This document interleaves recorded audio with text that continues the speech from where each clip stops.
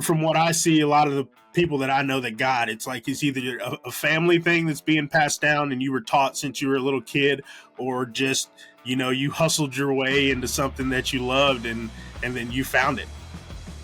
This is the only way I could afford to stay attached to hunting when I was a kid. I had to be a poacher or a guide, one of the two. I figured there's more opportunity in the guiding. Have y'all seen the same thing or witnessed how like there's so much crossover in between those two industries, but they're still kind of separate? Yeah, baby. God, guns, and horses, man. Good old red-blooded conservative Americans around here. Man, we're like both industries, agriculture, rodeo, hunting, firearms, everything I like to do pretty much is under attack from, the woke softies. So it's too much. Tejas Hunt Club Podcast is the podcast for you and you and you and What's up, you. guys? Welcome to episode 41 of the Tejas Hunt Club Podcast. I'm your host, Brandon McDowell, and this week we're going to be sitting down with Kasey Mock and Max Ramsey from the Mock Ranches Real Estate Group. We're going to sit down and talk a whole bunch of hunting. This podcast is full of hunting stories from Max and Kasey both. Kasey spent some time guiding out west and here in the state of Texas, so he is a wealth of knowledge and some pretty good stories coming out from the western United States. We get to hear a little bit about how they got started working together and also hunting together. It's pretty cool when you get to work with the people that you hunt with also.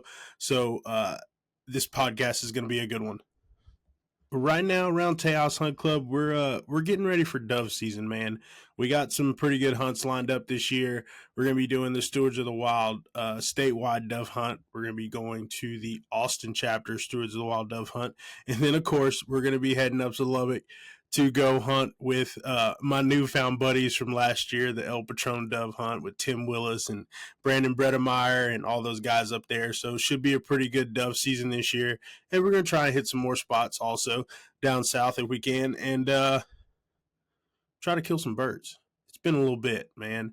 Been a little rusty. I'm still flying solo with the shotgun. I haven't picked a new one up. Just, it's... Man, to be real honest with you, I can't afford what I want right now.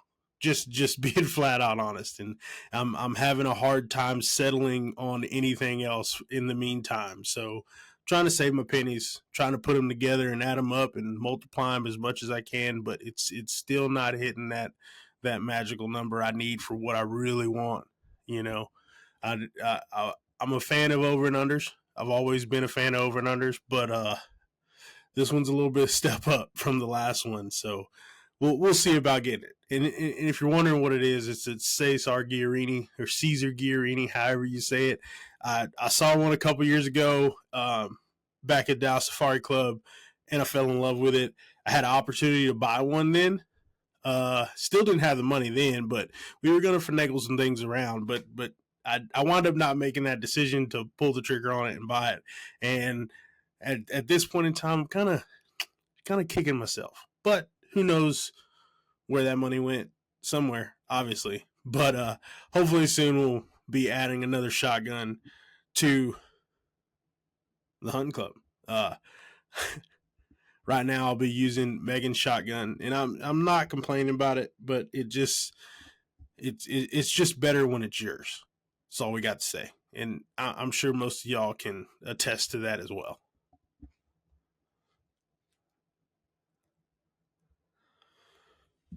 But we're going to make a go of dove season with what we got, because that's all we can do. I hope some of y'all took advantage of signing up for the Stewards of the Wild mentored hunts. If you didn't, hopefully, maybe you might be able to still get in, I think. Possibly for the next couple days if you're hearing this podcast. But those are awesome hunts. Meagan and I did a couple of them last year as mentors, not mentees, where we got to assist in helping people get in the outdoors. Learn a little hunting, not so much fishing, but they do have fishing trips as well. signed up to hopefully mentor on some of those this hunting season. It'll be fun to get back out and see some pretty cool ranches and see some first time hunters get to shoot and kill their first animals. It's a lot of fun getting to see people hunt for the first time and also helping them learn a few skills and get to practice our skills and, further advance our knowledge. So it's a pretty good program we like giving back to. If you haven't, go check out the website, Stewards of the Wild. It's a great organization to join. There's chapters all over the state of Texas. So no matter where you are, you can probably get in on one. So be sure to check that out. And also check out TWA, Texas Wildlife Association. They do mentor hunts as well. So some of them are intertwined with Stewards of the Wild, and some of them are separate. So be sure and check out both those websites if you're looking for hunting opportunities or if you're looking to give back and help out, see some pretty cool places.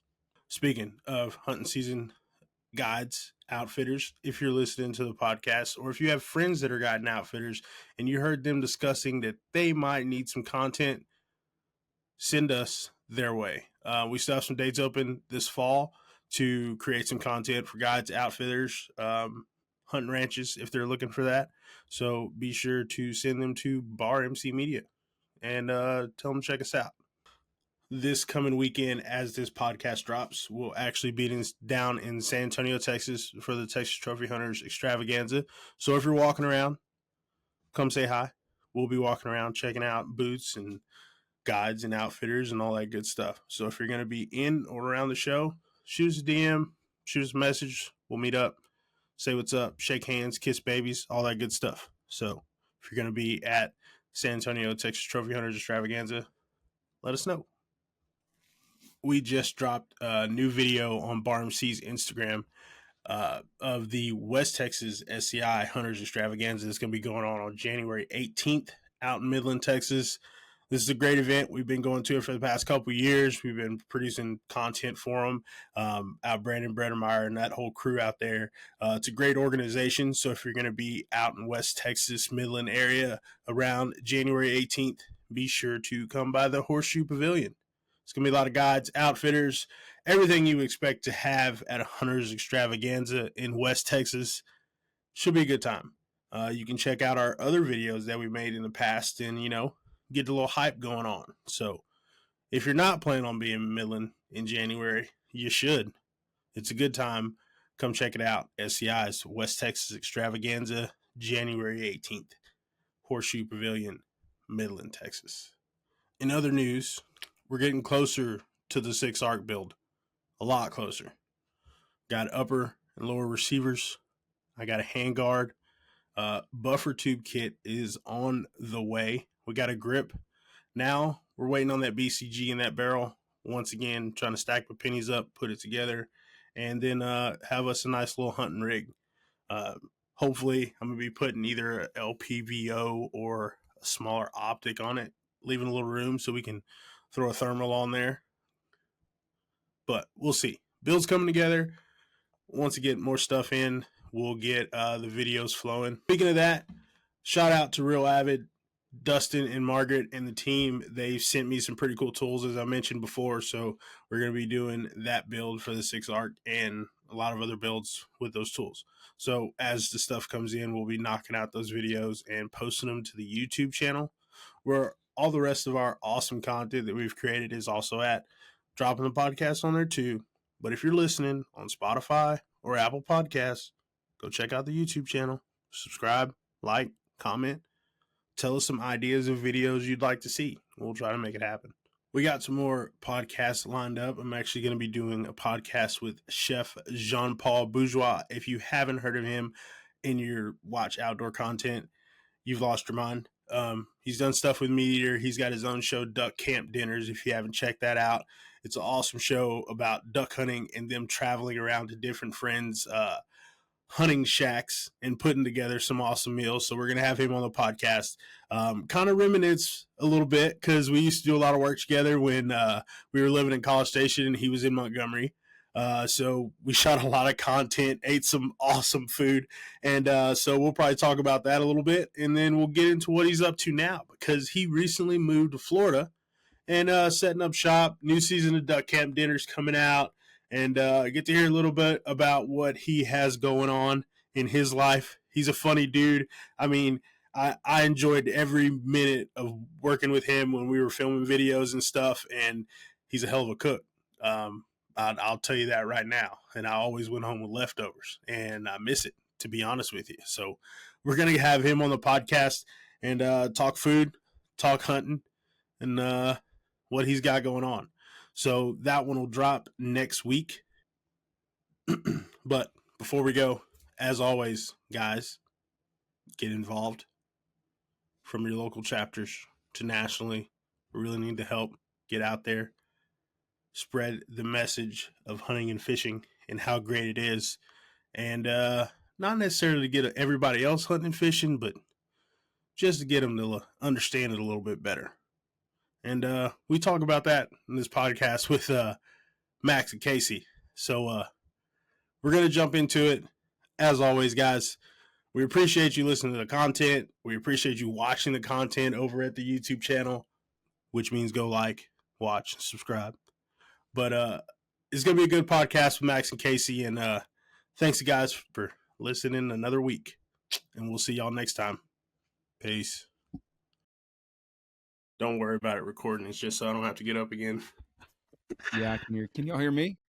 Yes, sir. I can barely hear Max. Just barely. Can you hear him, Brandon? Yeah, but I can hear him. It's a little low, but I can hear him. I can put it on the phone and do the headphones. Or I can just talk loud. Yeah, that was a little louder. Okay. I'll just talk louder.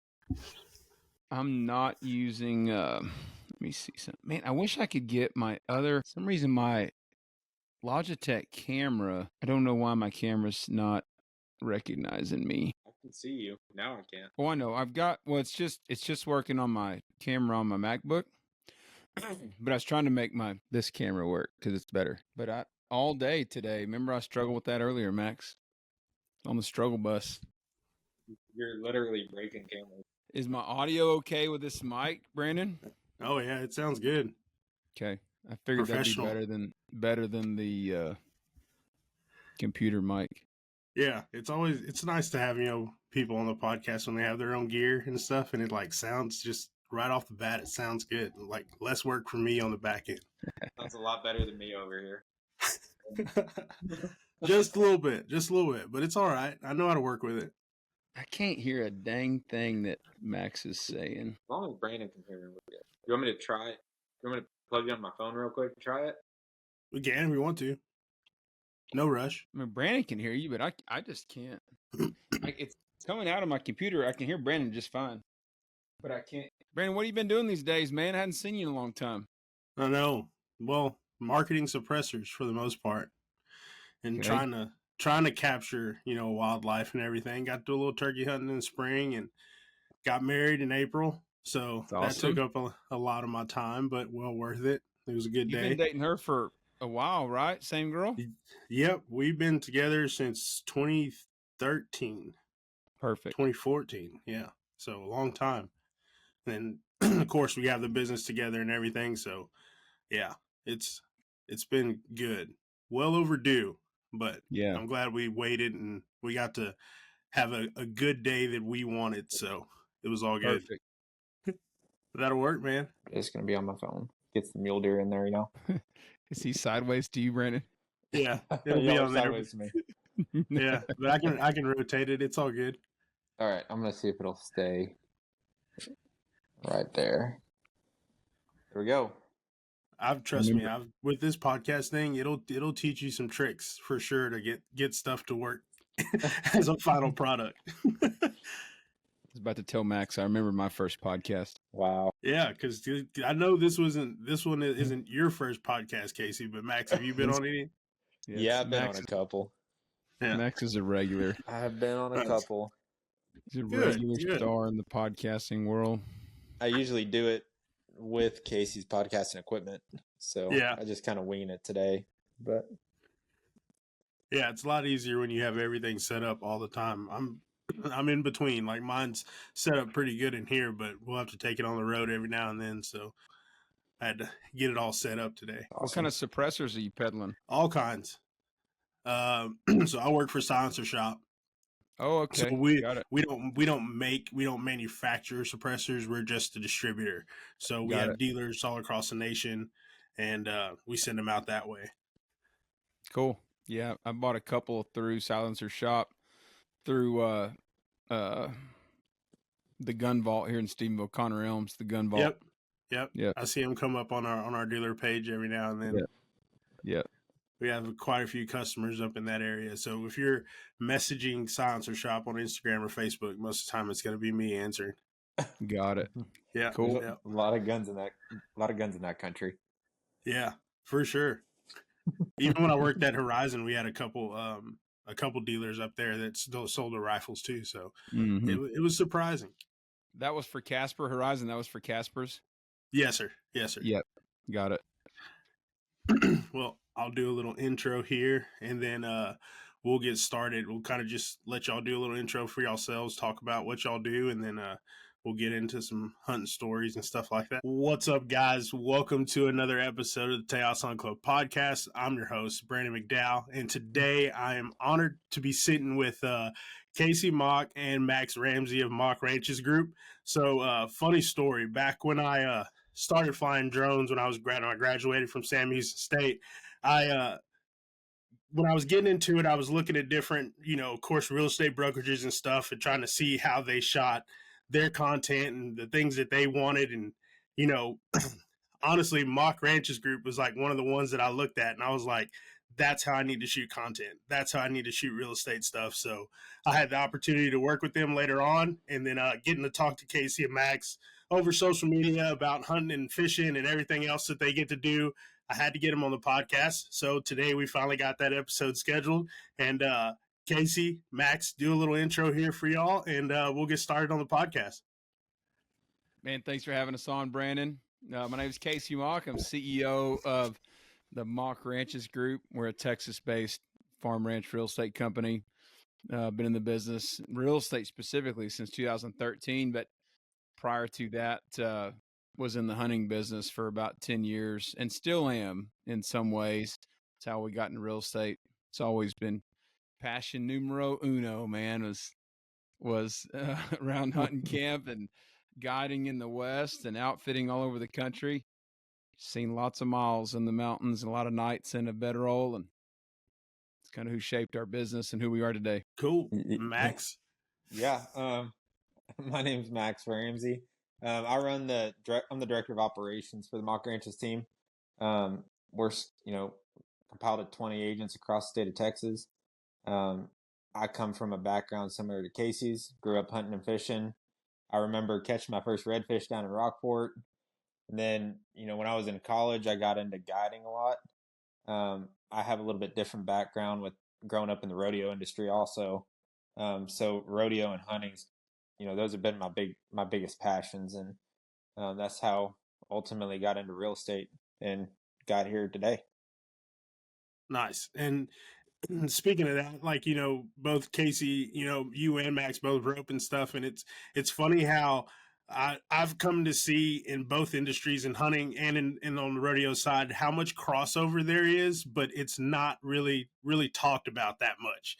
And I feel like it's something that we should band together on, because we kind of face some of the same problems, with culture and accepting of what the things that we do and love. But I don't know if y'all seen the same thing or witnessed how there's so much crossover in between those two industries, but they're still kind of separate. Yeah, baby. God, guns, and horses, man. Good old red-blooded conservative Americans around here. I've got this shirt. I think my wife actually threw it away, but I bought this shirt on Instagram, and my wife and Max's wife can both tell you I'm a sucker for an Instagram ad. But I bought this shirt on Instagram that said, it was bright red, and it said, "Just a dad trying not to raise liberals." And so, because we're like both industries, agriculture, rodeo, hunting, firearms, everything I like to do pretty much is under attack from, the woke softies. So hey, yeah, there's a reason there's a reason at the National Finals Rodeo that they have the National or the Elk Foundation there, Rocky Mountain Elk Foundation at the same time. Oh yeah. Man, it's a great collab, and usually if you're interested in one, you're interested in the other. And usually, yeah, I'm surprised we don't see more of it band together. But I mean, if you mix riding horses into the backcountry, that's hard to beat right there. Hard to beat. I'm a fan of like the guys that do the ultralight stuff. That we want to backpack and hike 8 miles. Like, I'm a fan of it. But honestly, my dream to go on an elk hunt would be horseback riding back into the mountains. Not because I want to be lazy and have a horse carry my stuff, but just because of the iconic way of like that's how they hunted elk, for hundreds of years. I mean, as long as it's been going on, it's been horseback riding through the mountains. I mean, like I said, it's cool. You can carry all your camping stuff on your back and move around and everything, but just the iconic way of riding horses back in the mountains, that would be the way that I'd want to do it. Man, I've walked hundreds of miles on the mountains, hunting elk and deer both, and I've ridden a horse hundreds of miles in the mountains in a pack string. I'll take the horse. I don't mind the walking, but I'll take the horse. And there is, man, you feel like you're Jeremiah Johnson set in an old movie when you're riding a horse up a switchback and there's a loaded pack string in front of you with the panniers and the smell of the horses and the squeaking of the tack, and it's pretty neat. It's pretty neat. I can imagine, man, like you said, watching old movies like that, and then of course seeing y'all do it some on Instagram and everything, and then other people that I follow, like I said, it's real cool to see, and it gives you something to kind of strive and reach for, and set out goals and stuff. But like you both said, y'all both kind of started out guiding. Like, was that something that y'all kind of knew that y'all wanted to do growing up, or was it just kind of opportunity presented itself? Because from what I see, a lot of the people that I know that guide, it's like it's either a family thing that's being passed down and you were taught since you were a little kid, or just you hustled your way into something that you loved and then you found it. This is the only way I could afford to stay attached to hunting when I was a kid. I had to be a poacher or a guide, one of the two. I figured there's more opportunity in the guiding. Exactly. My dad was raised by the Ezel family in San Marcos and Wimberley.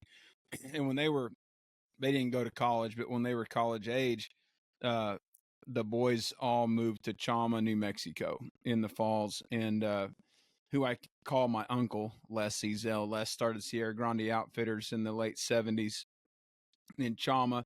And so the guys would hunt up there all fall, mostly New Mexico.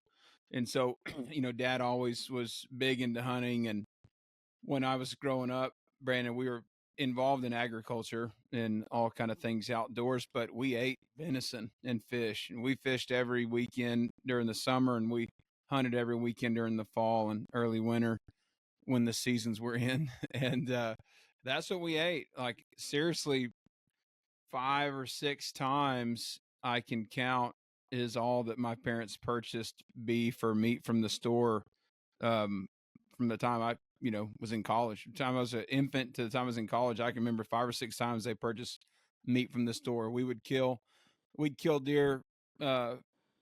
We'd help some guys on big ranches in San Angelo, in Mason, Texas, and in South Texas.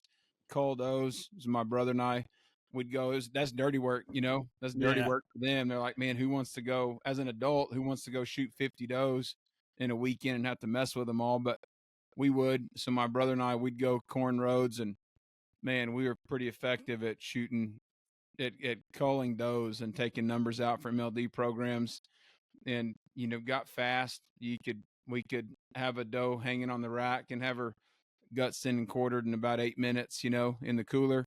And so you go kill 20 of them a weekend, and we made hundreds, if not thousands of pounds of ground meat and sausage on the kitchen table in the house that I grew up in. That's where we process it. It's expensive to have it processed. Most time today I send my meat to Granzine's Meat Market in New Braunfels usually. But I grew up making it all ourselves. Link sausage, pan sausage, ground meat, and that's what we ate. We'd shoot hogs, feral hogs, or we'd feed a pig out for our sausage and for our hamburger meat. The hamburger meat that we ate as kids was cut with pork, not beef. It's because we couldn't afford beef and we were not in the beef industry. I worked for some ranchers, but we cut pork with venison. I remember when I was a kid, I don't know how old I was, probably 4 or 5 or something, but my dad and all of his buddies, Alan Holt, and who passed away last week, and a group of guys, they were making link sausage, and my brother and we were supposed to, after they stuffed the rings and those old stuffers, if you ever made link sausage with an old stuffer, you're cranking it by hand and filling those casings, and they'd stuff it and tie it, and we were supposed to stack it in the coolers. And I've got a twin brother, Kevin, and we had a fork. Each of us had a fork, and every time we'd stack a ring in the cooler, we'd poke a hole in it, and because it would ooze out like a volcano. Yeah. And I don't know if you ever made ring sausage, but you cannot have sausage that's got holes in it. Yeah, because it comes out. Yeah. Yeah, no doubt. No doubt. Yep.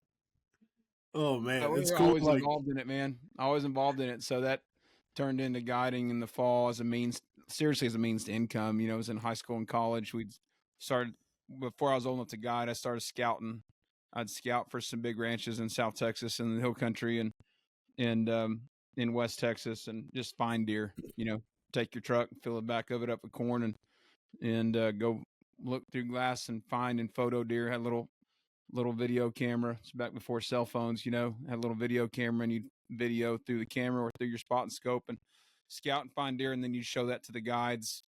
I'd scout all week, and then the guides would usually come in Thursday or Friday when the hunters arrived, and I'd show them what we'd scouted, and they'd go kill them. So pretty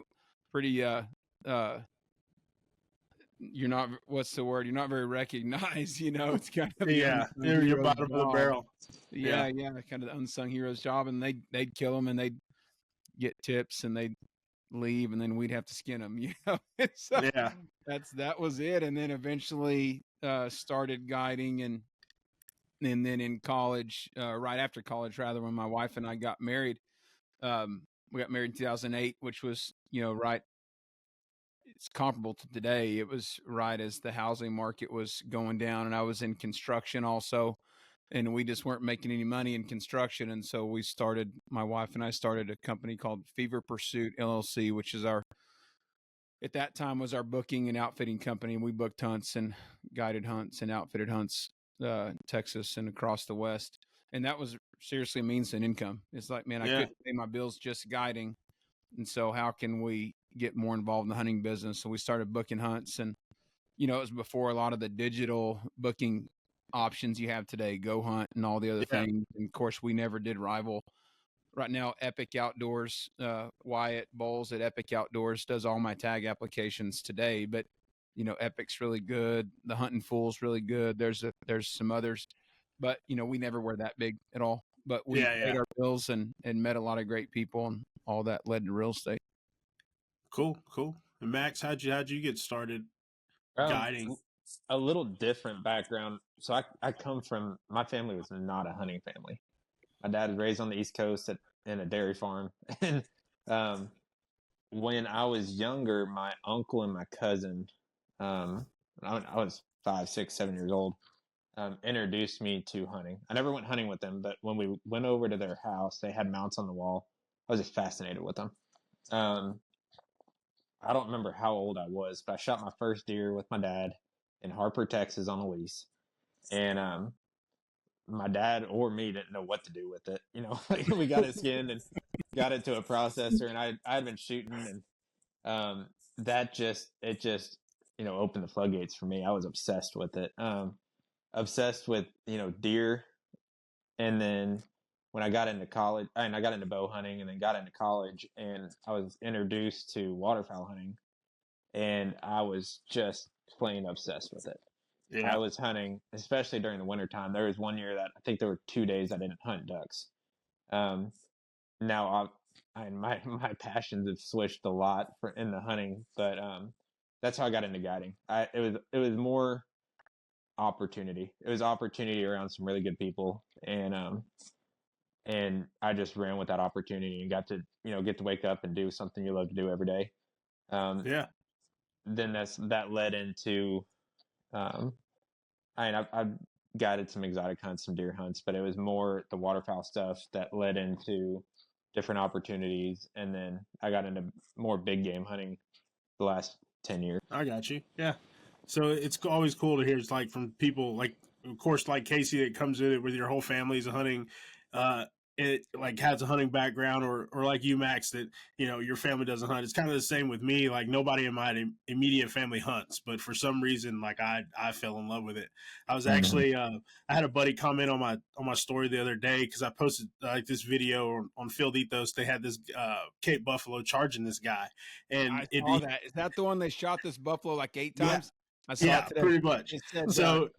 POV, this is why we don't shoot buffalo with a bow. Is that? Oh, no. I saw that one today, but no, this was the one they posted from like a couple days ago of this buffalo charging them. But I did see the one about not shooting buffalo with a bow.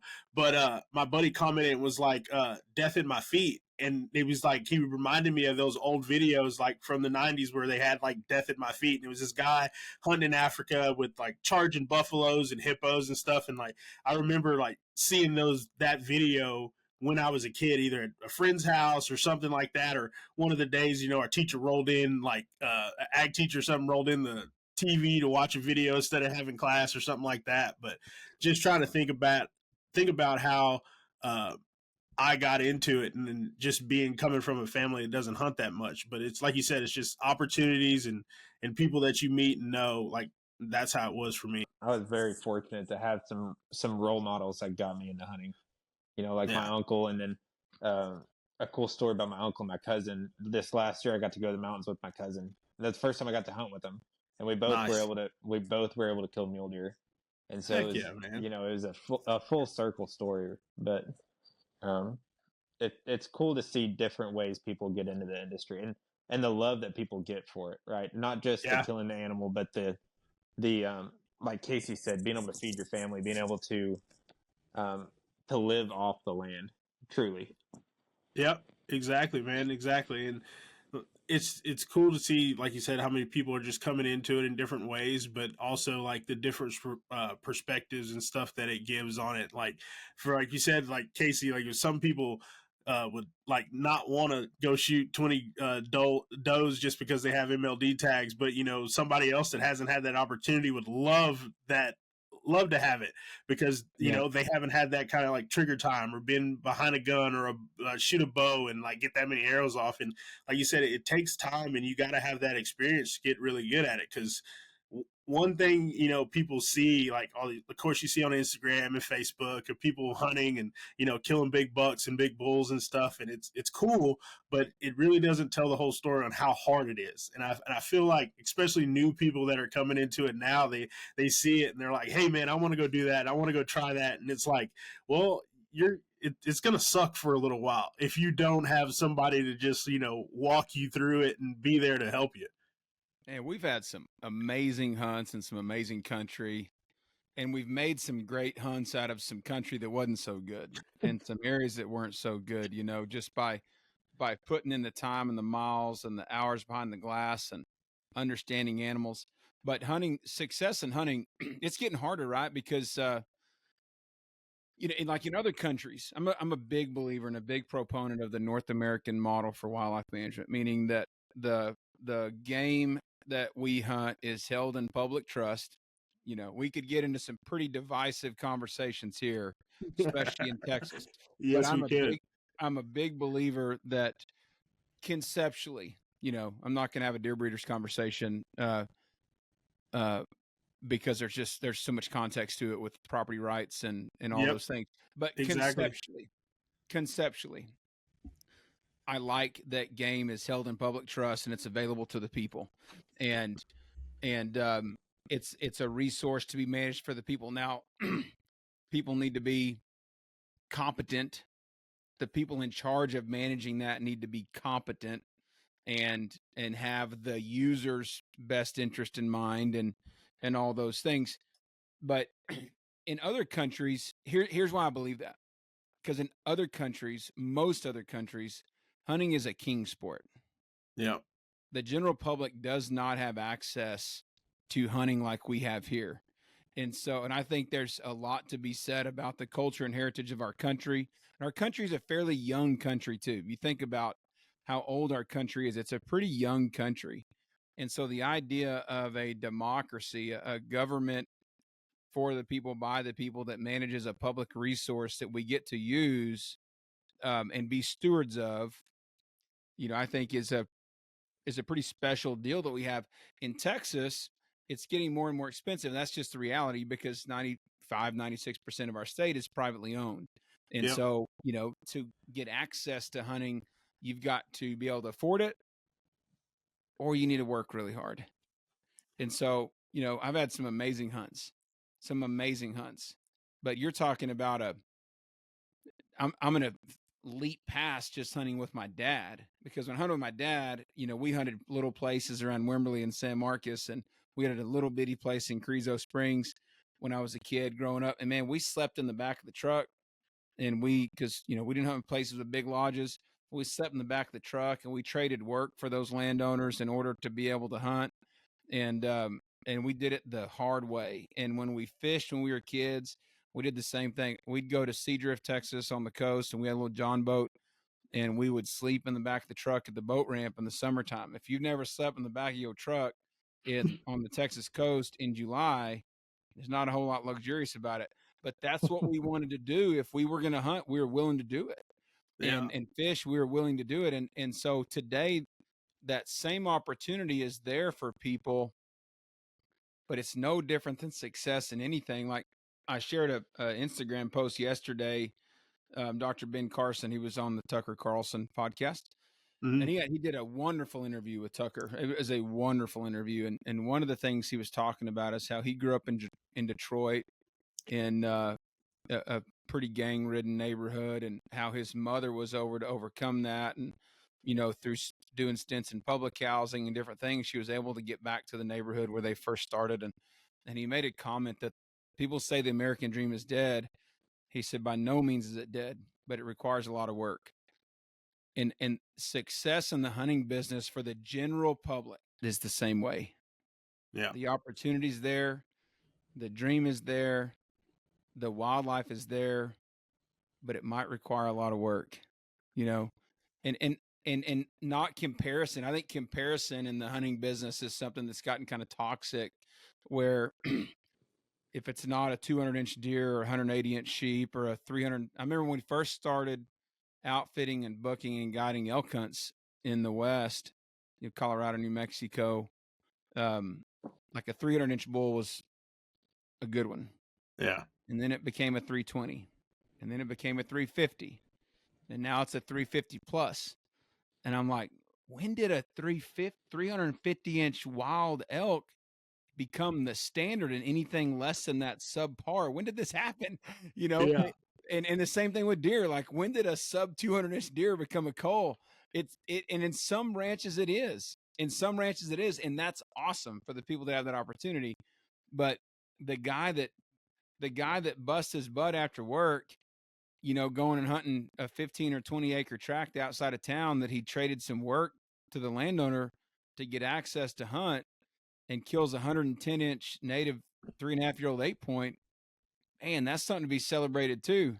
Yeah. And so don't let that's always my message to new hunters is, man, don't let comparison be the thief of joy in this sport, because it's not all this. It's not a king sport, man. This is the roots and foundation of who we are. And I like killing a trophy animal as much as anybody. I'm kind of at that place now where I don't mind going and hunting and not getting one. I want to kill mature animals. They don't have to be the biggest score. I want to kill mature animals, no matter what I'm hunting: sheep, aoudad, elk, mule deer, pronghorn, whitetail, whatever we're hunting, nilgai, whatever we're hunting. I want to kill mature animals, or I'm okay not killing one. But I'm also, the reason I love hunting so much is when I was a kid, I killed my first deer at 7.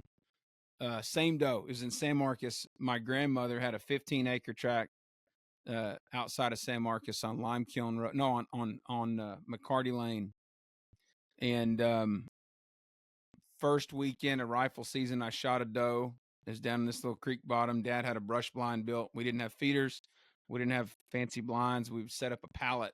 He had a pallet that he'd cut cedar and put in. And it's, about 80 yards or so probably down to this little creek bottom where Dad would go every afternoon after work, and he'd feed corn by hand. He'd walk down there and feed corn by hand because, whether he couldn't afford a feeder, I don't know. And I think if you're going to feeding deer by hand every day, it's probably a poor use of time. That's what he did. And I shot this doe in the neck with a 223 and hit her in the neck, grazed her. She knocked her down. We went down there and there was hair on the ground, but no deer. And I was devastated. And, I was 7, so I was upset anyway. And I killed that same doe the last week in the season. And this time I shot her in the shoulder with a 243, but she had that scar on her neck. And that was my first deer. But then the years after that, once we, became proficient at shooting, I guess, man, Dad let us shoot deer. Like, Yeah. you want to shoot a spike, a 3-point, a 4-point, a 6-point, an 8-point, shoot the deer. Because he knew that's the way we were going to fall in love with hunting. We weren't going to fall in love with hunting if it was like, no, boys, you can't shoot that one. That one's not old enough. Nope, can't shoot that one. That one's not old enough. Nope, can't shoot that one. That's on the do not kill list. And so it's a different management strategy. But because of that, man, I fell in love with hunting. And my son's the same way. My son likes to pull the trigger. Yeah. Now, today, our management strategy is a little different on the ranches that we have access to. And so we can't go around shooting 2.5-year-old 10 points. But I've got to be intentional about getting him into places where you can just shoot a deer. Like at my house, now he killed a 13-point at my house last year. That was a heck of a good deer. And I'll pick him up from Eric Buell at Hook and Bee Taxidermy tomorrow in Mason. Nice. He killed a heck of a deer last year at my house. But I don't care if he shoots a 3-point or a 4-point. Like, I want that boy to be eaten up with hunting. Yeah. So Max, after you shot that first deer with your dad, how did you kind of progress after that? Oh man, I was about like Maddox. I wanted to shoot anything that moved when I was a kid. I shot more deer than I could count. And then, we had a lease in Harper, Texas. And I actually ended up shooting. I got to go to the YO ranch a couple times. I got to go to the YO and I got to experience some pretty cool hunts at a young age, right? I shot a Texas doe. I shot this axis deer that's behind me. I got to shoot some pretty neat animals at a younger age. And then got into bow hunting and got to shoot a large amount of deer with my bow when I was in high school and then getting into college. So would you say you're mainly a bow hunter then more than a rifle hunter, or you just kind of opportunity presents itself? Man, Brandon, I'm an opportunity guy. I wish I could tell you that I'm a bow hunter. And I mean, I have two bows sitting right here. I shoot my bow every day. I have an archery elk tag and I have an archery bear tag this year in Colorado. But I am an opportunist, right? I just love being out there and going hunting. Whether I have a bow and arrow, whether I have a rifle, whether I have a slingshot, and we're shooting frogs. Yeah. I love the culture around hunting. Whether it's, I've spent many nights up in the mountains in a tent, hunting with Kasey, or if we're sitting around a campfire in Beeville, Texas, on a big high fence place and there's axes and whitetail you can feed with your hand. There's something about the culture of people getting together. That's what, like Kasey said, I've grown to the point where I like to shoot mature animals, but I also like to just, whether I'm the one pulling the trigger, I just like being there. I like to experience, if I'm not even the one that's hunting, or let's say shooting, if I'm not the one harvesting an animal, I can still have some of the best stories I have of hunting. I didn't kill anything, but it was the whole experience of being there. I think that bow hunting or rifle hunting, whatever, comes in seasons of life and phases for some people. I rifle hunted until I was probably 12 or 13. I'm trying to think when I started bow hunting. And man, we had terrible equipment. Old PSC and old Hey, PSC easy and on bare the bows that had the PSEs. wheels on them, that were old bows and mismatched arrows and out of tune. And poor deer, when we were kids, we were slinging.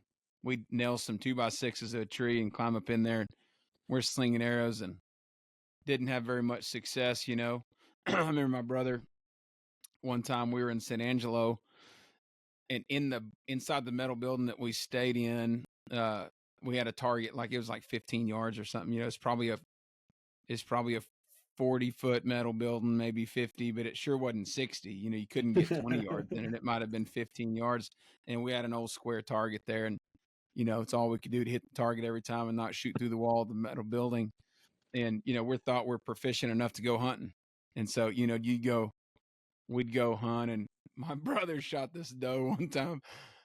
There was this tripod out there on the Concho River that we called the cold seat, because it was just an old shop made tripod, and it had like one of those old metal tractor seats in it, Yeah. and it was freaking cold because it was thick gauge metal, so your butt wouldn't warm it up. So in the morning you'd get in there when it's 20 degrees, and that metal is 20 degrees, and that metal was so thick that you couldn't warm it up very fast. So it was cold. So my brother shoots this doe one evening out of the cold seat, and he's, hits her. There's blood everywhere. We come at dark, we get over there at dark, and there's blood everywhere. We can't find this deer, and the grass is tall, it's brushy and cactus, and we're looking around, and she's probably 10 yards, right below him eating corn out of the road, and he shoots her out of the tripod, And anyway, we find her the next morning. He hit her square through the butt, 10 or 11, 12 yards, hit her square through the butt, Texas hard shot. And of course, there's blood everywhere. Yeah. So that's how we started. And then, obviously killing our numbers of does, we always rifle hunted. But like through college, I've killed hundreds of deer with a bow. And I've killed mule deer. I've killed a lot of species with the bow: elk, mule deer, bunch of stuff, axis. All of those big game animals, including the exotics, are all spot and stalk, low fence, spot and stalk stuff. Killed a mule deer in Nebraska. It's a fun story if you want to hear it, but killed a mule deer in Nebraska, really long range. It was a fun hunt. But I bow hunted exclusively for about 15 years probably, except for, the management cold days where we had to go knock numbers down. But the hunts for me were almost exclusively bow hunting for 10, 15 years. In Texas for whitetail, and Colorado, New Mexico for elk, and all over the country for mule deer. But then my dad stopped guiding and stopped hunting for himself when we turned 7 years old, and started taking us. So Dad hunted in the mountains every year before then, and he'd hunt in South Texas with guys. And my dad's one of these guys that even today, he's 68 years old, and he wants to kill him as bad as the day he was 10. He don't care. It doesn't have to be the biggest one, just the biggest one there today. Yeah. And he doesn't care if it's a rifle or right, Max. Like, Oh, no doubt. Dad's gonna shoot $2 or $3 this year that he's gonna mount or European mount him this year. If he shoots a 130-inch cull buck this year at 68 years old, and he's killed everything everywhere, he will Euro that deer, and it'll be in the house. I mean, he's never lost that kid's spirit of he wants to kill him. Yeah. He wants them, man. He wants them bad. He lives to hunt and fish. He's a fishing guide full time in Corpus Christi, Texas, Saltwater Keys Guide Service in Corpus. And I mean, that guy hunts. And so I hunted with a bow until my son got old enough to start going with me. And I remember when he was 6, he's 10 now. When he was 6, I was 12 miles into the wilderness in Colorado on an elk hunt with my 2 best friends, bow hunting in September, third week of September. It was been a pretty hard hunt. We were like day 5 or something. And I called him on the sat phone, and man, he was crying. He was crying because he didn't get to go. He was crying because Dad was gone.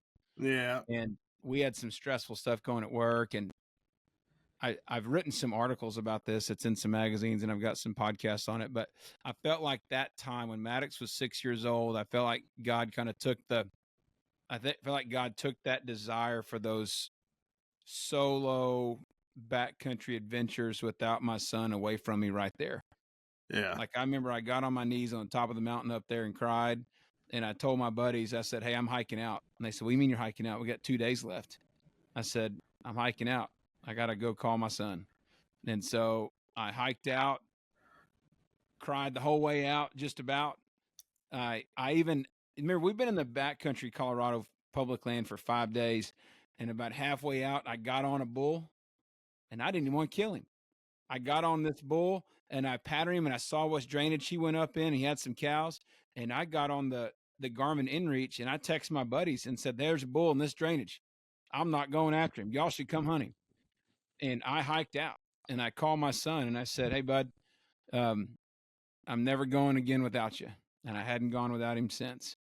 And so at that time, my bow hunting, I was shooting on pro staffs. I don't remember what archery company at that time, but I was on pro staffs for archery companies and camo companies and all kind of stuff. And at that time, it was like, all right, what hunts can we do with Maddox? And so we started hunting smaller places.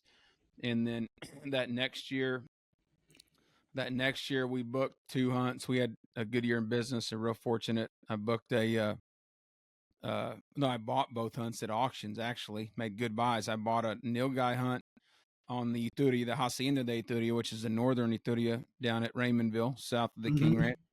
I bought that at the Young Life auction. And we went and killed a really nice big blue bull, big nilgai bull. And Brad Wolf, the owner of the ranch, my son was with me and my daughter and wife, all of us. I was like, "Hey, Brad, we're coming. It's a family deal. Hope that's all right." He's like, "Bring them on."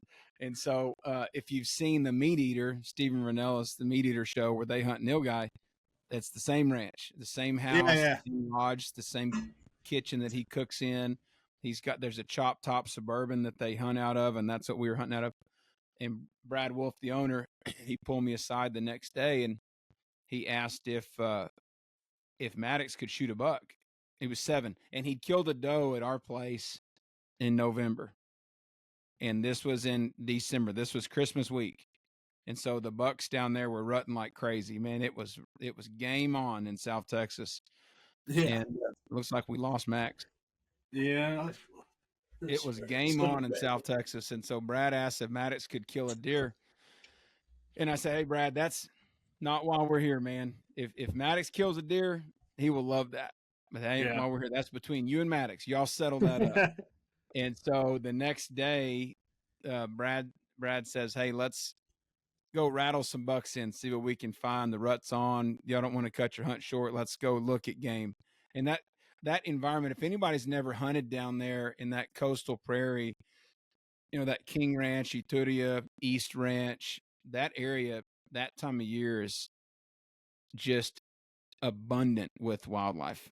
For everything from deer to nilgai, javelinas, hogs, but the amount of songbirds, and people might think, well, that's kind of dorky.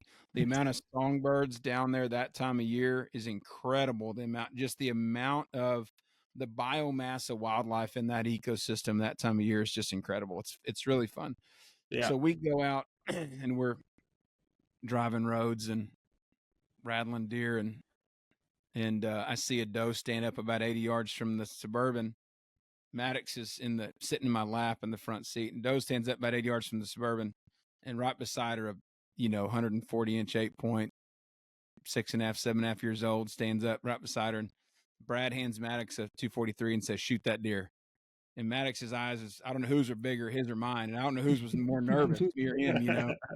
He lays a 243 over the hood of that Suburban and shoots that deer, and the deer runs into the Sendero and does a backflip and dies, and I'm thinking, how am I going to top this?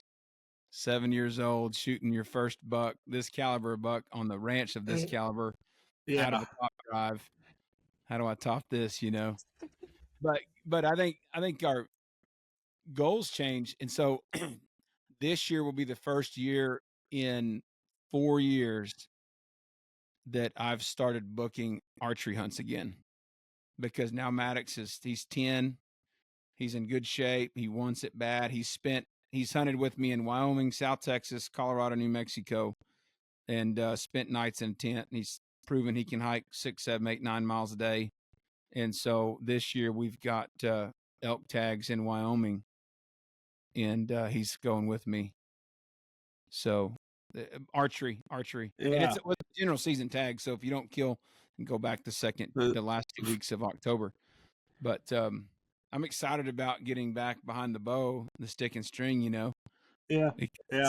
That's been my thing. Like, I've been shooting the bow a lot the past couple of years. I haven't got to shoot that many deer just because of, the things that come along with hunting, neighbors and, looking at your game cam and seeing dogs run across it and then dogs chasing deer and all that good stuff. But I've been sticking to it. I haven't shot anything with a rifle in a while. I actually shot a pig this past weekend, and that was like the first thing I've shot with a rifle in a long while. So, but it still felt good. And like you said, I'm opportunity. I started shooting a bow just so I could have more options. Honestly, I grew up shooting rifles and we're really shooting shotguns because I shot trap and skeet and stuff through 4-H, and then I shot at Sam too in college. So that was kind of like my intro into the outdoors and everything, and especially like going dove hunting was a big deal. But getting into the big game stuff has been slow, but been pretty good. Like I said, I've got some opportunities to film, obviously, some, whitetail and exotic hunts, and then gotten to help guide some also, because that comes along with, I've noticed, like, if you can pack a camera and what a 140 class deer looks like, guys tend to hire you more than the guy that doesn't know what a 140 class deer looks like. So it's worked out in my favor. I had a hunt one time, and I think I'm pretty good at aging and scoring deer on the hoof. And I was guiding on the Ranger Camp Ranch in Mason, Texas for the Martin family.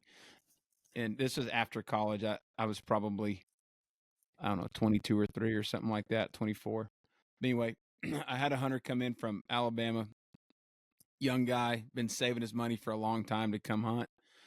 And, this ranch, you're hunting like mid 140s kind of deer, maybe 150.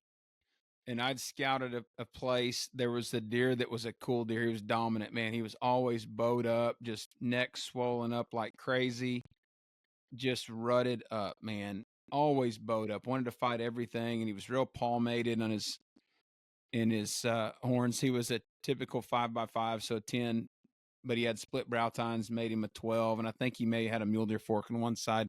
But mass, heavy, kind of palmated. Really cool buck. And I thought I was on a stomper, man. I'm like, this buck's going to go in the 150s. He's a big deer. And so I take my hunter in there, and we set up on the ground. I feed this road. We set up on the ground behind some brush because this deer's not where a blind is at. And we rattle the horns a little bit, and the deer comes out like he's supposed to, but right at dark, and we shoot him and go down there. And this deer, instead of weighing 120 pounds like they should, this deer probably weighs 75 pounds. A little ground shrinkage. Yeah. Well, he's still a 5.5 or 6.5 year old deer, but he's like the size of a coos deer. He probably weighs 75 pounds. So he's 40 pounds short of what I thought he was. Yeah. And so antler proportion is the same. Where I'm thinking we're on a 150s. This deer was like mid 120s. Yeah. And I was like, oh crap, what do we do? The guy was ecstatic. Like, he was really happy. He's from Arkansas. He'd probably never seen a deer that big. But that was one of those moments you're like, oh my gosh, what is this deal? Turns out in that part of the state, there is a little strain of deer, that are pretty small, short ears, just little old bitty. Was a genetic trait, little old bitty deer. But this deer was so mean. I've got a horse just like him, the smallest horse I've got at home. Man, the other ones will not get around him because he's mean. Yeah. And this deer was like that. He was so mean that he never would stand beside a normal size, or they wouldn't stand beside him. A normal sized deer wouldn't stand beside him. And man, I just misjudged him. Yeah, that's how he survived. He had to be a little bit meaner because he was so small, I guess. He had little man syndrome for sure. Yeah. He didn't survive that 300 rum. I remember this guy shot him with a 300 rum and with a muzzle brake. and it was the loudest. I'm sitting there looking through my binoculars, and he's right here, and he goes bang, and I remember my ears. I probably still have hearing damage from that thing. Yeah, But he no shoots this 75-pound deer with a 300 rum. Did he have any meat left? Not a lot. Ballistic tips, coarse ballistic tips. Yeah, Or it's just like shooting a rabbit with a big gun. Yeah, exactly. 220 Swift. Just cut them in half. Yeah. Yeah. So how did you and Max come to be business partners and hunting partners as well? Because it's got to be cool to be able to like work with someone that you enjoy being around, but then that turns into a person that you hunt with and spend a lot of time with also. So like, did y'all both just get lucky and like on Step Brothers and be like, did we just become best friends, or like how did that work out? Did the business come before the hunting, or the hunting before the business? No, Max was so right out of college. I was in the construction business and then started our outfitting business, and had an opportunity to go to work for the Texas AgriLife Extension Service as a county extension agent in Hays County, and I was there for about a year. But Max was one of my 4-H'ers, and he's Really? always was consistent and responsible and showed up and worked hard. And when we were setting up for stock show, he was the first one there to set up and last one to leave. And so the way I remember it, I stayed in touch with him through college, wrote him a letter of recommendation to graduate school or college or something, and he applied for a job with us. Casey kind of stuck with me. I didn't give him a choice. Yeah. I lost Max's audio. We're back to not being able to hear Max on my end, but as long as Brandon can hear you, it's all right. Yeah, I can hear him. Okay. Yeah, Casey really didn't have a choice on that deal. From when we started working together, I mean, I remember he lived in Driftwood, Texas, and he had his archery set up, and I would find a reason to come talk business and bring my bow with me. There you go. The first hunting trip we ever did together, that was truly a hunting trip. We were going out I used to live in Alpine for a little while, and Casey was taking some guys out to hunt sheep in Alpine. And I was like, I'm going to get myself there. I don't know how. Is this the Audad trip? And I told Casey at the time, I was like, hey, I'll be the cook. I don't care. I'm going. And the funny part about it is I got so wrapped up in the hunting and going out there that I forgot to cook most of the meals. That's a fact. I used to sublease some hunts from Jim Breck Bean at High West Outfitters. In Valentine. And basically what we do is we'd buy a bulk set of hunts. We'd buy a bulk set of hunts at a bulk price. The Audad today are in too much demand to do that, but we'd buy a bulk set of hunts at a bulk price, and then we could, take clients or friends or whatever, and it was self-guided. They knew we were competent, and we'd bring our own trucks and ATVs and self-guide the deal. And you cook your own meals too. So yeah, Max volunteered to cook. I don't think he ever cooked a meal. My buddy Dustin Davis cooked everything, and gosh, that was a fun hunt. Dustin killed that ram of his. That was a gnarly old steep bluff. He killed that one on. But the funniest thing on that hunt was a buddy of mine, Cody. I won't use his last name because he's in the industry, but a buddy of mine, Cody, he's a big old boy, and he kills this ram. And on the way to recover this ram, there was a bunch of sheep in this band. I mean, a bunch of them. There's probably 100 plus Audad, and some big stomper rams in there, and then the ram Cody shot, which wasn't a big stomper, but he got really excited. He gets really excited, and but it's chaos. There's sheep everywhere, and for a guy that's never been before. That one looks like a good one. Bang, shoots him, and we're going to get him, and we find a deadhead. And this deadhead, I don't know how long you've been dead. Oh, it was rough. Long enough to be decomposed, but still stink. Yeah. And sheep, when they're in that state, their horns will pull off the skull. They're hollow. So he pulls this horn off of this dead Audad and says, I'm going to make me a Viking flask or whatever you call it with the horn that you'd pour the. Oh, yeah. So we get back to camp that night. We're all celebrating. and Cody gets some peach Crown Royal, and he pours it down this Aoudad horn, and I've got it on video. I can send it to you. He pours it down this Aoudad horn, and then he turns it up and drinks it out of this horn. And I'm, it about brung my stomach to just see it because it stunk so bad. But I'd forgotten about it.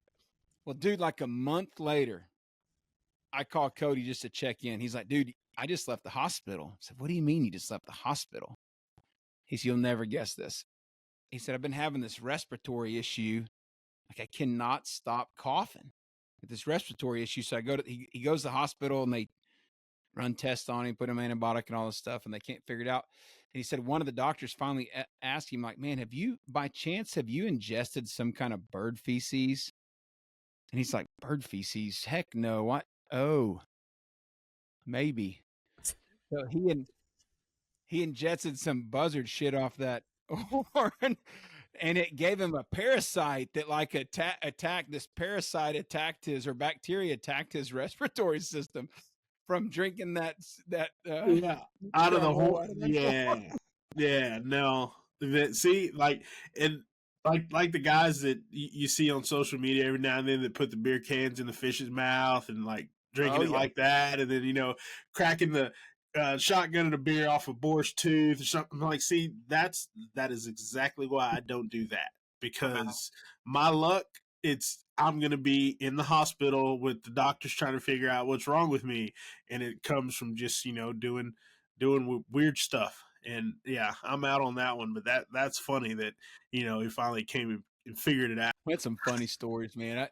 If you got time, I remember one time Scott Willingham, guy that I've hunted with more than anybody except my dad, Scott and I were way back, and my brother-in-law Gideon, we did a late season rifle elk hunt in Colorado, and it was cold, man. It was third week in November, and in the teens or maybe single digits at night, and Scott and I had hunted a bunch, and we were both on the Sitka Pro staff. I'm still on the Sitka Pro staff now, but my brother-in-law, he wanted to go hunt with us, and he didn't want to spend the money on Sitka, so he went down and bought him a bunch of North Face gear, like, mostly fleece. Yeah. And we get in there, and he's a big guy, and so I let him stay in my tent. I've got a big Agnes, 2-man big Agnes tent that's, pretty thin wall. It's not really a 4-season tent at all. It's like a 2.5-season tent. And I gave him one of my bedrolls or mummy bag, not a bedroll, but a mummy bag, because we're about 8 miles back in the backcountry. And the first night he about froze, like literally about froze to death. This is a wild hunt. The first night my brother-in-law literally about froze to death. And then the next day he's like, man, I gotta get moving. I'm so cold. And so he puts on all of his fleece, and we start hiking, and we pull another 2.5 miles uphill. And man, he is drenched sweaty. And if you've ever hunted when it's that cold, the last thing you want to do is get wet. Get wet. Yep. Yeah. The last thing you want to do is get wet. And so like all the good gear, the Sitka and the Kuiu and First Light and, the good stuff, wicks moisture, but you still don't wear your insulation layers when it's that cold. You've got to let that stuff wick off, Breathe, yeah. Yeah, there's a layering system becomes very, very important in the mountains and even whitetail hunting, but the layering system becomes very, very important. Well, he didn't have that, so he was drenched, man. And then he almost gets hypothermia because he's so wet. So we had to start a fire and let him like stay Dry right out. beside it. And then he ends up getting we're sitting there glassing some elk up on the high country. I'm turning around, he's in his sleeping bag laying down against an aspen tree in his bag, trying to warm up. He's so cold.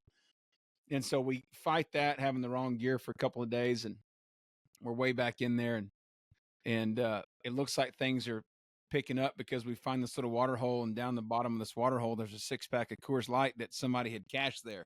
They had left it in there to stay cold. And I'm like, jackpot, baby. We're hiked back in here, but things are looking up, And so we reach in there and pull them Coors Lights out, and they had frozen, so they had busted. And I was like, man, this thing's going bad. Well, then the next day we wake up, and Scott had veneers done on his teeth the week or so before, and he had an infection in his gums, and he had like 105-degree fever. Oh my gosh. 8 miles back there on foot. And that thing, we're like, well, what do we do here? And he's like, well, maybe it'll fix itself. Well, it ruptured, and he had a hole in his gum above his front tooth. He had a hole in his gum. You could have stuck a pencil eraser in. I'm like, we got to get out of here. Yeah. So we hike out, and there's all kind of stuff. I remember I stayed 48 hours.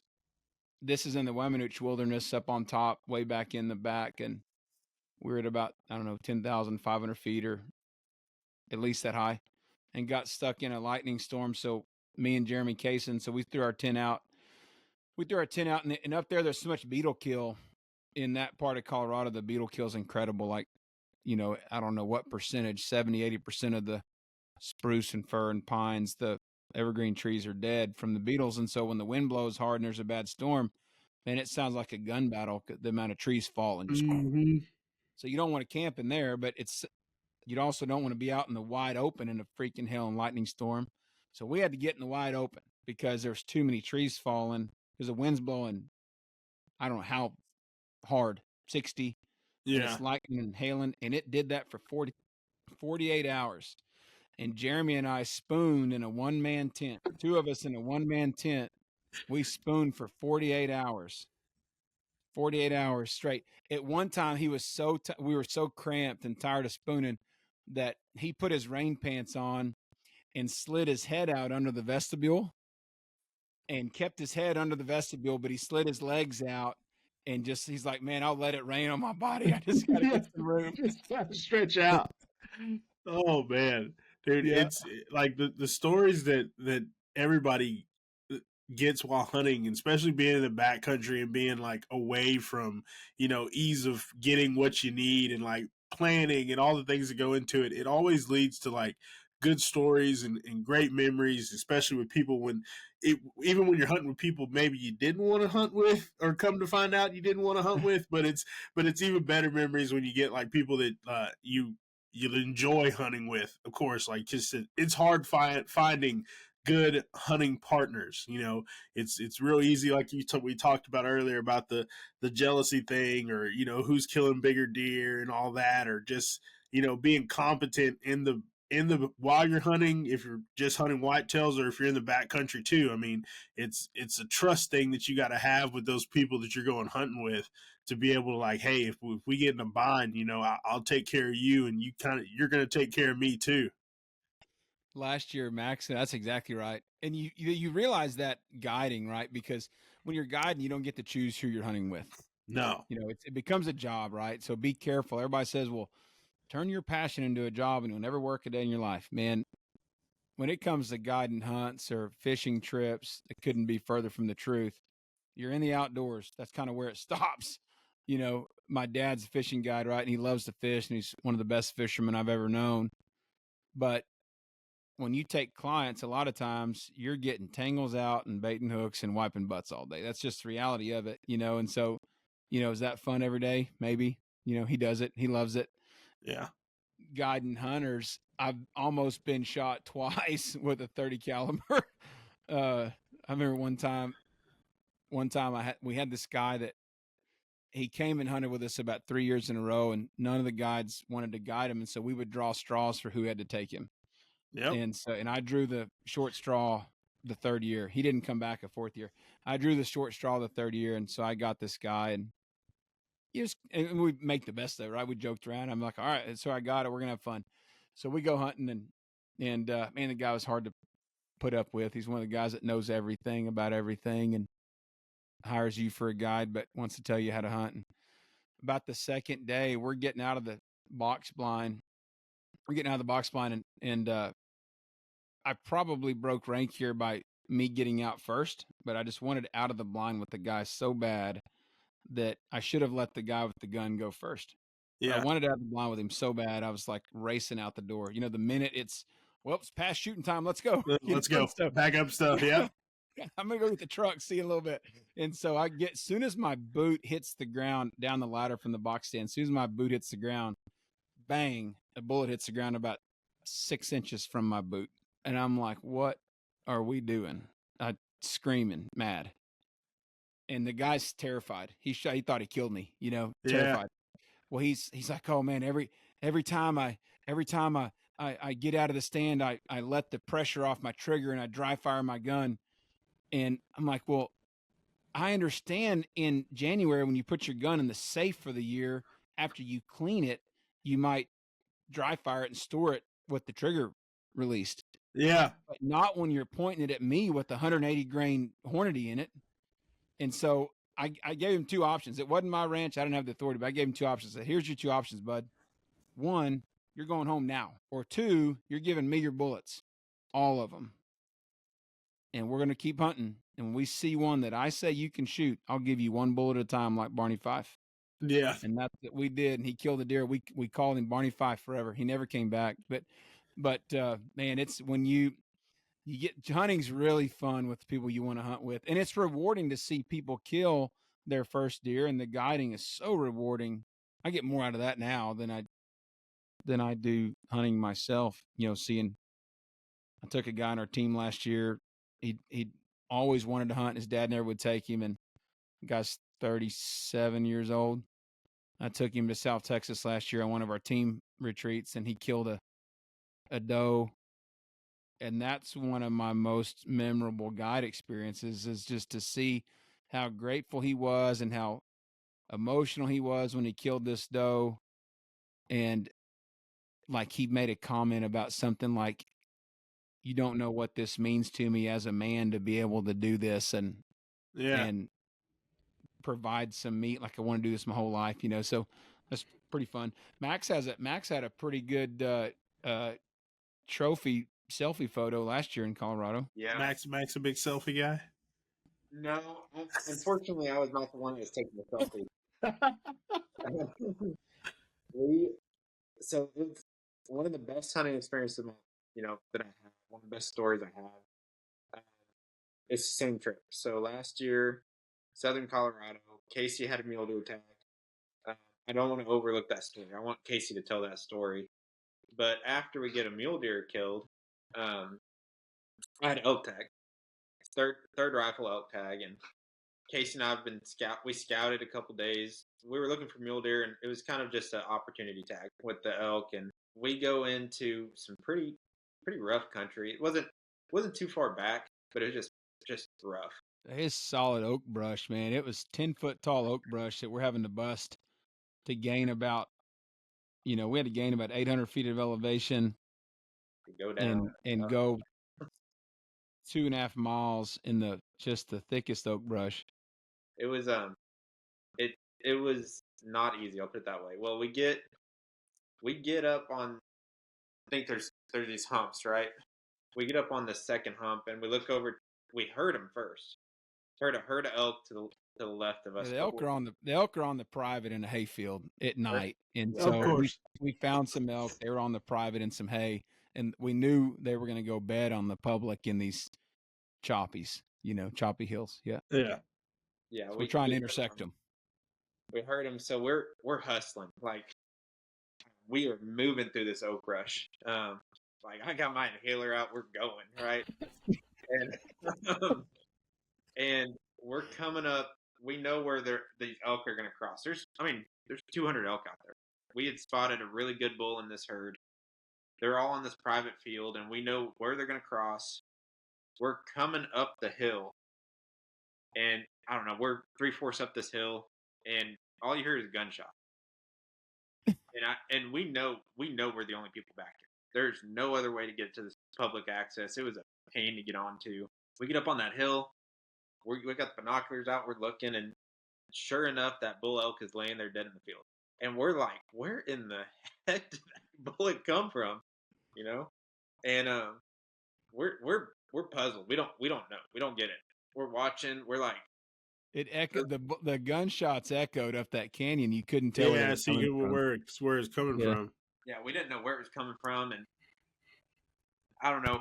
20 minutes later, there's a little hay barn. We see a truck back out of it, drive right up to the elk. I don't know. He had to be 60, 70 years old, kind of bigger guy. Gets Heavy out, set fella. Goes like this and taking We're just watching with binoculars, taking selfies of the elk. He shot this elk out of his truck in that hay barn Oh, you He want to talk shot about this red elk out of the stuff? truck in the hay barn, and Yeah. goes over. He's over there taking selfies of it. He didn't know what to do. He was walking circles around it. Like, I know he was looking like, what am I going to do now? Golly. Needless to say, I mean, we're 5 days in, 6 days in hunting, and watching that guy kill that elk, I was just like, okay, it's time to go home. It's pretty deflating. My buddy Seth Kraft works for M4 Ranch Group up in Colorado. He's a great hunter, Marine, tough as nails, muscled up guy. And Seth hunts a bunch all over the world. But Seth said, look, I sell ranches, so I don't have to hunt public land in Colorado. And that's a good point that Max and I realized right there. And I've hunted them on private. I've hunted them public. I've drawn some of the best tags. Public land is not all created equal, right? I've drawn some of the best tags in the West and had some tremendous hunts on public land. And I've killed 3 elk on public land, and 4 on public land. And so, I've had tremendous hunts, and I think everybody ought to do it. It makes you appreciate the good hunts, though, and it makes you appreciate when you do get access. I love the public hunting, though, because my hunts, like today with my kids, I don't want my kids to think that hunting is just go sleep in a big lodge, wake up in the morning, have a waffle, go sit in a box blind, deer comes out under feeder, whammo. I like doing that. I've enjoyed doing that, and that is hunting. For a lot of people, that is hunting. But I want my son and my daughter both, because she likes to go too. I think there's a lot to be said about understanding, becoming a woodsman in the wilderness and understanding the animals and how they survive and being one-on-one with them. So I really, really enjoy the challenge of public land. Max alluded to a mule deer tag that I had last year in third rifle deer in southern Colorado. And I've hunted this particular unit a lot, and I understand how the elk and deer move, and I've got a good friend there. And we'd had a camp, Max and I and my son Maddox. And Maddox was 9 at this time, and we go down there, and it's pretty cold the first part of the hunt. And we set a wall tent and got a good stove, and we had a good time. And we saw scouting. I'd seen a real big bull elk, but he was just right across. He was on some ute ground. He was probably 100 yards across. There's no fence there, but I've used Onyx, and I knew he was on the ute. And last couple of big deer. I'm really hunting 180-inch deer on this hunt, which is a big one on public. Mule deer, I think a big mule deer is about the hardest trophy to get today in North America.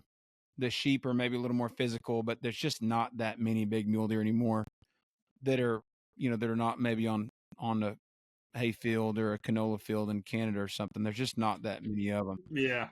So we'd seen a couple of big deer, and then the weather got hot, and the hunting pressure pushed all the deer either onto private or the ute or back up the mountain into the timber.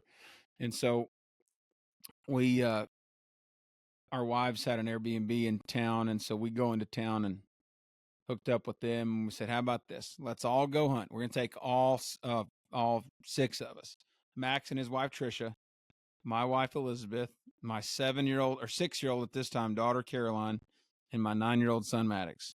We're all going to go hunt this evening. I know where there's a particular spot that we can hunt. It's about 3.5 miles in on foot from the trailhead. We can get in there early, and maybe a deer comes and uses and browses around this little meadow, and maybe an elk. It's a good spot to kill an elk that time of year too. And because I've been in there a good bit in all the seasons, and Max had an elk tag. And so let's walk in there. I hadn't been in there in about 3 years, but I knew there was some little willows in the middle of this field where I could get everybody hidden, deeply enough, and we could see a little bit. And we had no expectations of killing something at all. None. It was like we sounded like a herd of elk walking through. Heard a dang buffalo. I had to take a dump right before we got to the meadow, and so we do all. It's just we're loud and stinky and everything, and we get into the middle of this. We get into the middle of this field, and I'm telling the kids, like, hey, get all your jackets out, because when it gets dark, starts getting dark and the sun goes below the ridge, it's going to get cold. And so you can't be digging for a jacket in your backpack. And so get everything out in front of you. Get your Legos out, get your snacks out. open your snacks now, get everything spread out so there's no rattling. So you just got to sit there and put food in your mouth and cover up. And then I walk over to Max. I'm like, Max, where in the world are we going to sit to shoot something? We'd literally been there for 5 minutes. I didn't even sit down. I was still standing. Max never sat down. We'd been there 5 minutes maybe, and I see antler tips of a mule deer buck walking through the grass, and all I can see is antler tips. And I'm tapping Max. I'm like, Max, deer. and then there's the second one behind him, and I stand up. The deer's like 150 yards, and I'm shooting a Christensen 6.5 PRC, which I love that round. It's hyper accurate. I don't love the 6.5 Creedmoor. I've tracked too many animals, shot with them. Some guys love them. I don't. But the PRC is a deadly sucker, man. And so I stand up. Max is right beside me. I'm like, which one's bigger? Bang! And I shoot the bigger buck, and he's a nice deer, like 160-inch deer, and not what we'd gone for. But I was like, I'm not letting a mature mule deer walk by us in this deal. Like, to have all of us here 5 minutes in, what a memory. And so that when I talk about hunting not being just about the size of the trophy, I fully believe had we gone back to our A spot, I know we could have, because a buddy of mine went in there 2 days later, and that 340-inch elk was standing on public, and they glassed 280-inch deer out of there. So I'm confident we would have had a chance at a big deer and a big bull had we gone back there. But but not that memory with everybody the memory there that we made right there. And so all the 6 of us, man, the 2 wives and the 2 kids and us, we got to go have a big group photo session around this mule deer, and quarter of my kids packed them out. Both kids packed meat. Maddox packed, everybody packed, all of us packed meat to get this deer out, and the kids had to walk out 3.5 miles in the complete dark and with flashlights, and that was fun. It's pretty awesome. That's got to be, especially like you said, having the whole family there, and it's always those spots that you go to that, well, we're just gonna go check it out, or we're just gonna go do this, and it gives you something back that you wanted, and then even more in the fact that your whole family was there instead of killing a 180 in your A spot would have just been y'all two, but you got to have your son there and your daughter there, and I'm sure your son was pretty pumped to be there and be able to see dad in action and get a deer like that, especially up in Colorado and everything. My son has my dad's blood in him, where he's bloody, man. He's bloody. I took him when he was 7 to Wyoming on a pronghorn hunt. He went with me.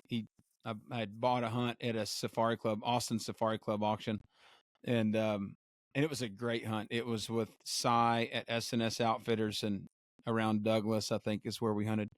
Lots of pronghorn. But we drove up there. It's like a 16-hour drive or 18-hour drive up there. That's a long ways up there, Yeah. And by 11 o'clock the first morning of the hunt, Maddox, my son's mad. I'm like, Bud, what's the matter? He said, Dad, I just don't understand. Are we going to shoot one or what? We drive all the way up here to look at him. Are we going to shoot one? I'm like, Bud, we drove all day. I got pulled over twice. I got one speeding ticket and got pulled over another time to get here just in a day. Yeah, let's hunt. We got 3 days to hunt. He's like, well, I don't understand why we're looking at him, Dad. Let's shoot one already. And so talked to the guide, who's become a good friend. I talked to him pretty regularly. I said, hey, man, give me the real, like, I've guided a bunch. Have we seen as good as we're going to see? He said, I think we've seen as good a bucks as we're going to see. And there was one buck that was pretty good one, and we went and killed him, shot him at 400 with that same 6.5 PRC, shot him at 400 and something yards. And we'd actually, all of us, Maddox stalked that day. Maddox stalked and got in within bow range of 3 pronghorn bucks that were bedded. And we just told him, go see how close you can get to him. He walked over to him, had a great time. And so we ended up stalking into this buck, and he had 6 does with him. And when we got to him, he had moved across this little basin. He was actually too close. We got to the top of the hill we thought we were going to shoot from, and he was 30 yards.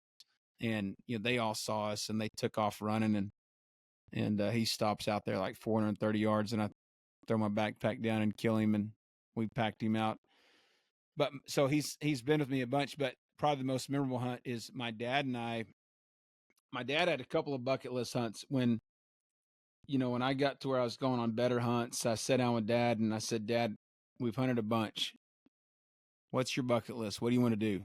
And he wanted to kill an aoudad, and he guided elk in the mountains forever, but I had never hunted out west with him.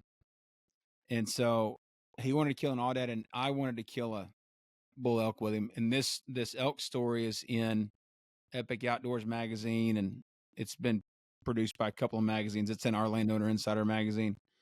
But Dad and I drew some of the best muzzleloader elk tags in New Mexico in 2021 or 22, Max. It was 2022. We drew, which was the last year you could use a scoped muzzleloader in New Mexico. And so these are some of the best muzzleloader tags in the country.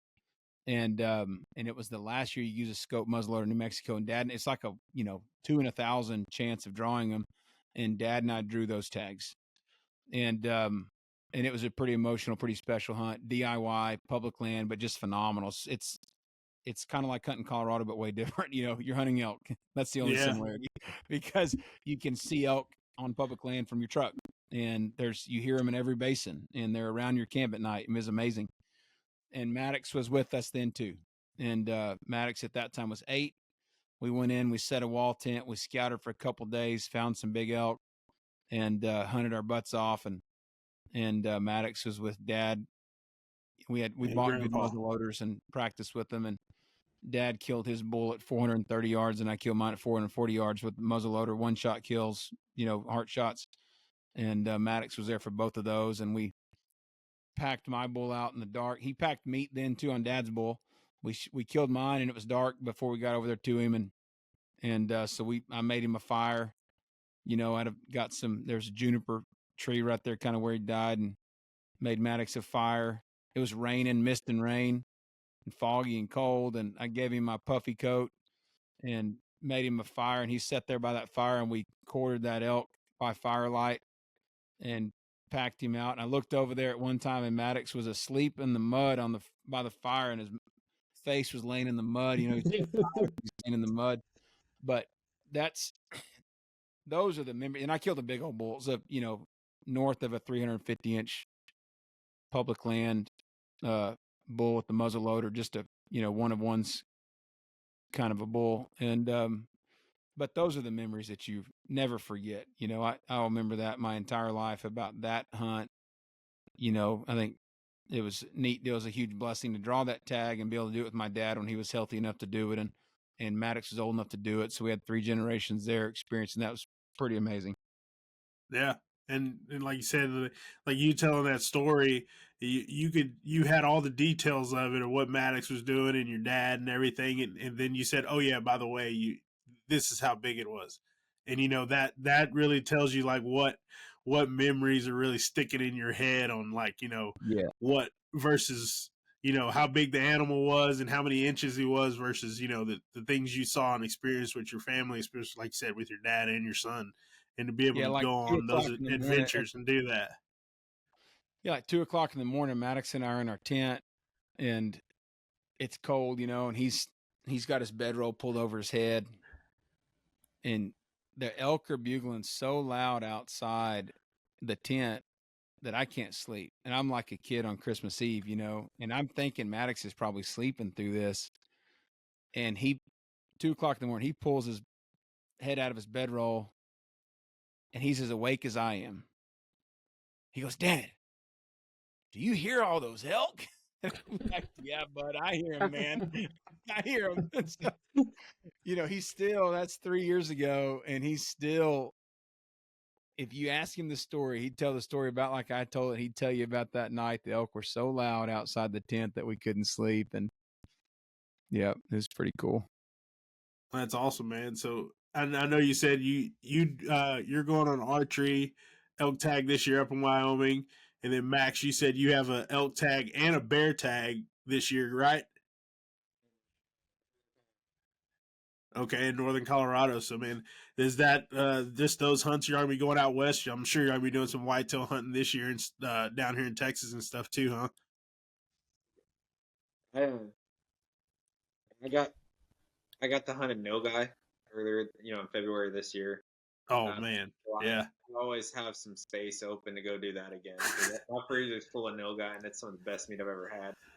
Dude, that one's pretty high on my list too. I think I really want to shoot an aoudad. I haven't shot one yet, but a nilgai's up there. So whichever one comes first in that realm, I really want to get one of those. Yeah. They're both two of my favorite hunts, man. We may get a mule deer tag in Colorado again. I've got opportunity to buy one if I want to get one. I've got enough points to draw a fourth season deer tag in a particular unit that I really like next year in Colorado. And so I did not try to draw the third season this year because the fourth is better there. So, if I've got the space, I may buy a fourth season rifle deer tag in Colorado, but that hunt falls over Thanksgiving this year. So not sure that I'll be able to pull that off with the wife. Yeah. But too, man, a lot of your listeners are probably in Texas, I think, Brandon.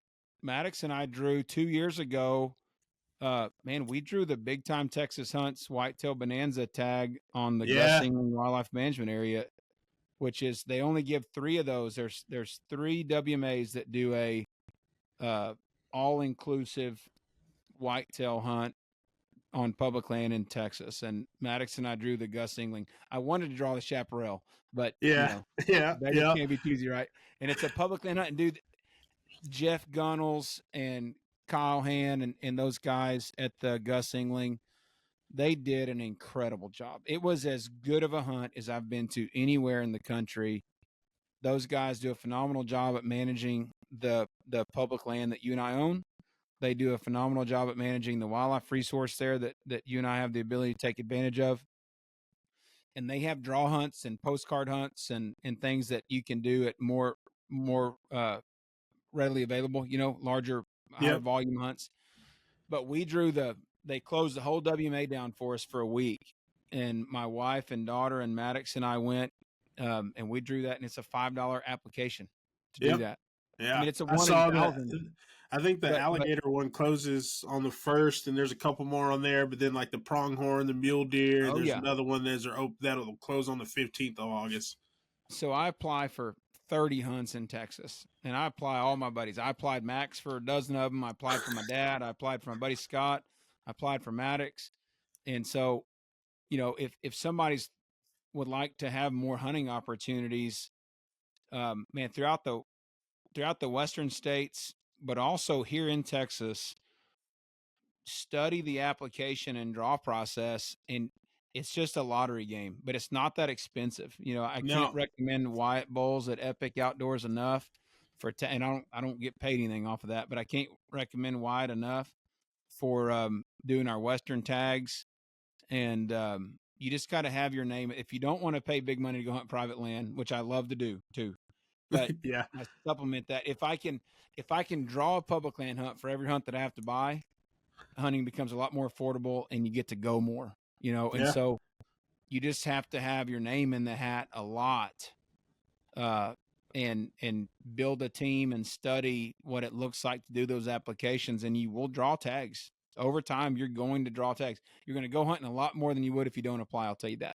Yep. Exactly. Yep. Me and my buddy Jared, we put in, and we got tags to go mule deer hunting in Idaho a couple years ago. And I mean, it was a great time. We didn't get a deer or anything. We saw some, but it's kind of tough to hunt, archery deer in the snow, but it is what it is. We had the opportunity to go.